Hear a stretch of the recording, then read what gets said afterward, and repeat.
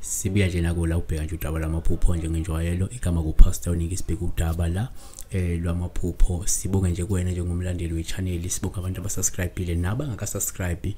Ngethemba lokuthi ngelinye ilanga bayokuthola kukuhle enhlizweni zabo ukuthi besubscribe besupport ichannel ngendlela abangisupporta ngayo. Siyacela ukuthi nisupport ichannel financially. You can nganikela kwi account ekhona ngaloko ngakwazi ukunikela ngako, kanti futhi what you can do ukuthi become a member ya channel. Futhi paying member, you can pay maybe as little as 9 rand a month support the channel, support umsebenzi.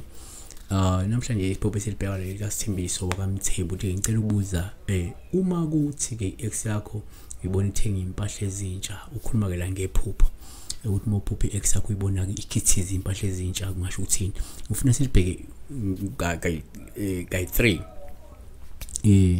bangalibheka abanye ngendlela yabo abangalibheka ngayo, but thina sizolibheka ngale ndlela le ethi ke 1 uma uphupho ex yakho uPaul uhloma i-ex ithenga ingubo ezintsha, ngoba lokho kusho ukuthi isingcono noma ke izosithuthukisa iphinde yenze ngcono isimo sayo, yabona. Number 2, uma uphupho ex yakho sithi thina kuPaul uhle kakhulu uma ex yakho ithenga ingubo ezintsha, ngoba lokho kufakazi bokuthi izokuba ngcono, mhlawumbe izophinda ibe nesikhathi esigcwele injabulo ngemva kokuthola umaqondana ongcono, omuhle, othandekayo nokhethekile.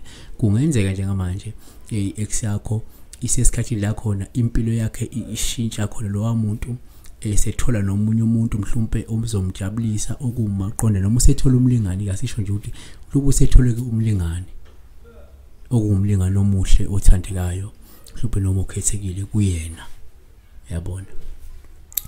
Asivale ngokuthi ke uma uphupho ex yakho sikuthatha njengoPaul ube uma ithenga ingubo ezisetshenzisiwe ama second hand, ngoba lokho kusho ukuthi izothola umlingani omusha, kepha mhlawumbe ongalungile futhi ongenazi isimilo nozoyidumaza ngokuhamba kwesikhathi, yabona.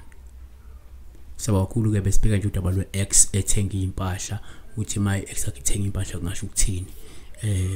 Siyabonga ke subscribe ku channel, nikela futhi indlela onikela ngayo ngo9 rand mawuyipaying member, noma nje ufake lapho ku bank account ekhona, ngaloko ungakwazi ukuthi unikele ngako okuvela othandweni. May God bless you.